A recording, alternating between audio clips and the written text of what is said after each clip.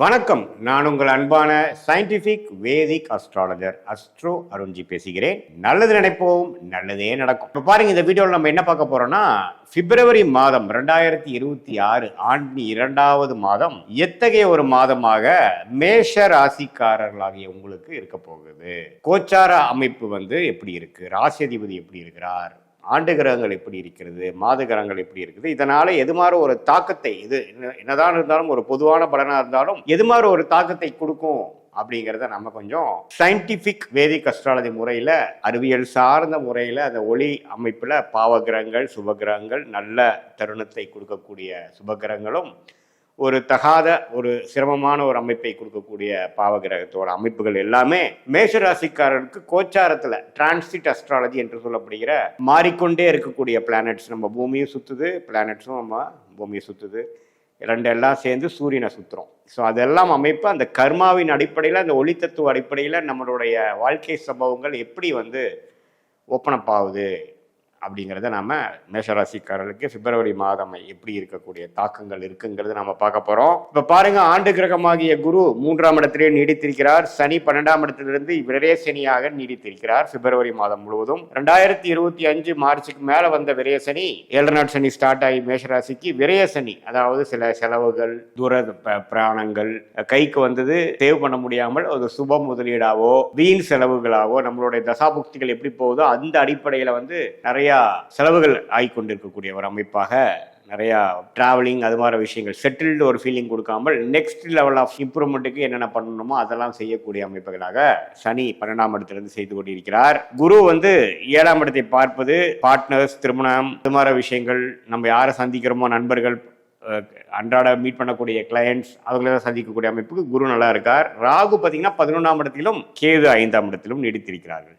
So இப்படி இருக்கக்கூடிய ஆண்டு கிரகத்தின் அமைப்பை பொறுத்து ஓரளவுக்கு பரவாயில்லை. என்னதான் விரயசனி 7 நாள் சனி மேஷராசிக்காரர்களுக்கு ஸ்டார்ட் ஆனாலும் ஓரளவுக்கு குருவின் சஞ்சாரம் நன்றாக இருப்பதனாலையும், ராகு 11ஆம் இடம் லாபஸ்தானத்தில் இருக்கிறனாலையும் ஒரு இடத்துல சில சிரமங்கள் இருந்தாலும் பல இடத்துல நன்மைகள் நடக்கக்கூடிய அமைப்புகள் உண்டு.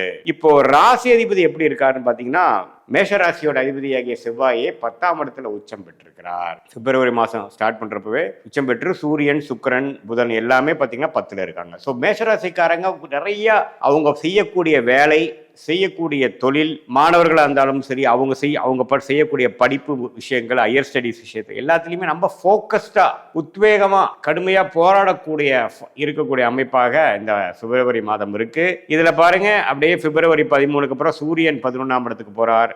முதல் வார இறுதியிலேயே புதன், சுக்கிரன் எல்லாமே 11ஆம் இடத்துக்கு போறாங்க. ஈவன் செவ்வாய் ராசி அதிபதியே 11க்கு மாதத்தின் கடைசி வாரத்துல போறாங்க. ஸோ 10ஆம் இடத்திலிருந்து 11ஆம் இடம் மாறக்கூடிய அமைப்பு, 11ஆம் இடத்துக்கு போய் குருவின் பார்வை கிடைக்கக்கூடிய அமைப்பு, என்னதான் ராகுவோட சேர்ந்தாலும் குருவின் பார்வை கிடைக்குது. ஸோ அதனால நல்லாவே முயற்சிகள் திருவினையாக்கக்கூடிய ஒரு அருமையான தருணமாக இருக்கிறது.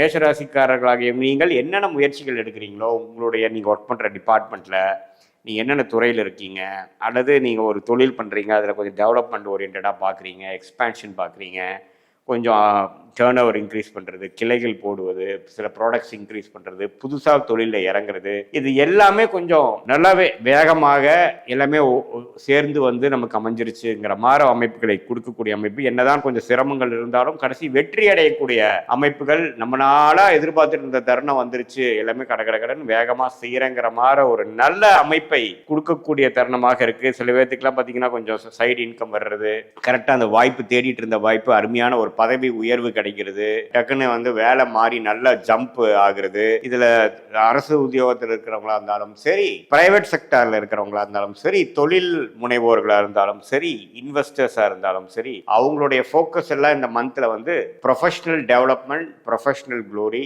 Professional expansion, professional change, improvement, இதை நோக்கி போகக்கூடிய ஒரு அருமையான தருணமாக ராஜகிரகமாகிய சூரியன், செவ்வாய் எல்லாமே 10ஆம் இடத்துக்கு சம்மந்தப்பட்டு, சுக்கிரனும் அதில் சேர்ந்து நல்லாவே இருக்கிறார். அதே சமயத்தில் மாதத்தின் செகண்ட் ஹாஃப்ல நம்ம செய்த காரியங்களுக்கு, செய்த முயற்சிக்கு நல்ல லாபங்கள் பெறக்கூடிய அமைப்பும் காட்டுகிறது.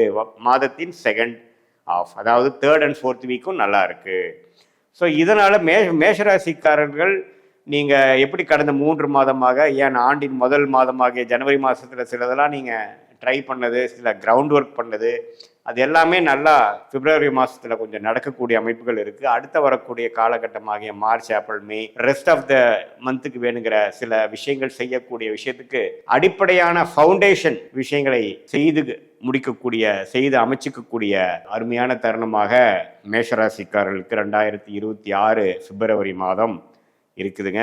ஸோ இதை ராசி அதிபதி வலுத்திருக்கிறனாலையும் ராசி அதிபதி 10ஆம் இடத்துல இருக்கிறனாலையும் கொஞ்சம் பார்த்துக்கணும். என்ன செவ்வாயே ராசியை பார்க்கறனால கொஞ்சம் மன அழுத்தங்கள் அதிகமாக இருக்கும். கொஞ்சம் அப்பப்போ நீங்கள் ரிலாக்ஸ் பண்ணவும் தெரிஞ்சுக்கணும். ஒரே விஷயம் நீங்கள் உங்களுடைய வேகத்துக்கு நடக்கலைன்னா கொஞ்சம் பொறுமையாக இருந்து தான் ஜெயிக்கணுங்கிறத மறந்துடக்கூடாது. ஏன்னா மேஷராசிக்காரர்களே எடுத்தமா கவுத்தமான்னு இருக்கக்கூடியவர்கள், அதிக வேகம் இருக்கக்கூடியவர்கள். ஏன்னா நெருப்பு ராசியாக இருக்குது, செவ்வாயின் ஆதிக்கம். அது செவ்வாய் 10ஆம் வீட்டில் உச்சம் பெற்று 4ஆம் பார்வையாக ராசியவே பார்க்கும்போது சில கோபதாபங்கள், இரிட்டேஷன், ஃப்ரஸ்ட்ரேஷன், உங்களுடைய நினைச்ச மாதிரி நடக்கலைன்னா அதுக்கு வேணுங்கிற ரியாக்ஷன், அது எல்லாமே கொஞ்சம் எமோஷ்னலாக கொஞ்சம் தூக்கக்கூடிய, அதிகமாக வரக்கூடிய, கண்ட்ரோல் இல்லாமல் போகக்கூடிய அமைப்புகள் உண்டு. அதனால் பொறுமையாக இருந்து இந்த சிச்சுவேஷனை உங்களுக்கு சாதகமாக அமைத்து கொண்டு அது மூலமாக எதிர்காலத்தை நல்லபடியாக நீங்கள் அமைச்சுக்கணும் அப்படிங்கிறது நான் உங்களை கேட்க விரும்புகிறேன். இது ஒரு பொதுவான ஒரு பலனை தவிர உங்களுடைய ஜென்ம ஜாதகத்தில்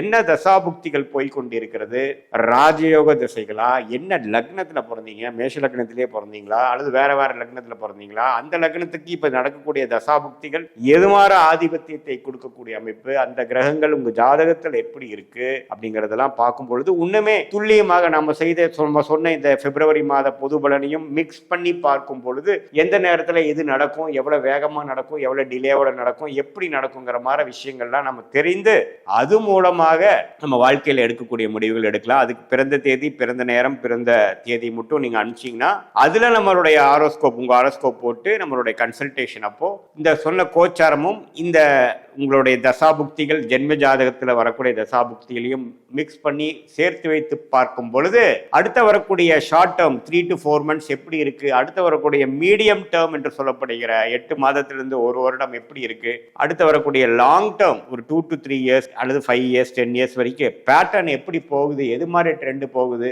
எந்த டைம்ல நமக்கு பிரேக், ஒரு நல்ல பிரேக் கிடைக்கும், எந்த நேரத்தில் அதிக ரிஸ்க் எடுக்கலாம், எந்த நேரத்தில் அடக்கி வாசிக்கலாங்கிற மாதிரி சில நல்ல நுணுக்கமான சில விஷயங்கள் உங்க ரியாலிட்டி எப்படி போயிட்டு இருக்குங்கிற சிங்க் பண்ணி நம்ம ஜாதகத்தில் வரக்கூடிய அந்த நெளிவு சுழிவுகளை பார்க்கும் பொழுது நம்ம வாழ்க்கையில் நம்மளுடைய கர்மாவின் அடிப்படையில் எப்படி நமக்கு பிராப்தங்கள் இருக்குதோ அதுக்கு நம்மளுடைய லைஃப் கோல்ஸை அலைன் பண்ணிட்டோம்னா எந்த விதத்திலையும் எதிர்நீச்சல் போடாமல் வீண் சமய விரயங்கள், வீண் பண விரயங்கள் இதை எல்லாமே தவிர்த்து தக்க நேரத்தில் தக்க முயற்சிகளை செய்து நம்மளுடைய பிராப்தங்களுக்கு நிகரான முயற்சிகளை அந்தந்த டைம்லைன்ஸ்ல நம்மளுடைய ரோல் பிளேயிங் செய்யும் பொழுது எளிதில் வாழ்க்கையில் எதிர்நீச்சல் போடாமல் எளிதில் நம்மளுடைய குறிக்கோள், அதாவது வேலை மாற்றமா இருந்தாலும் சரி, கல்யாண விஷயங்களாக இருந்தாலும் சரி, படிப்பு விஷயமா இருந்தாலும் சரி, தொழில் மேன்மையான விஷயங்களா இருந்தாலும் சரி, ஹெல்த் ரிலேட்டடான விஷயங்களா இருந்தாலும் சரி, குழந்தைகள் விஷயமா இருந்தாலும் நம்ம அந்தந்த நேரத்தில் எப்படிங்கிற நல்ல முடிவுகளை எடுத்து வாழ்க்கையில் சயின்டிபிக் வேதிக் அஸ்ட்ராலஜி மூலமாக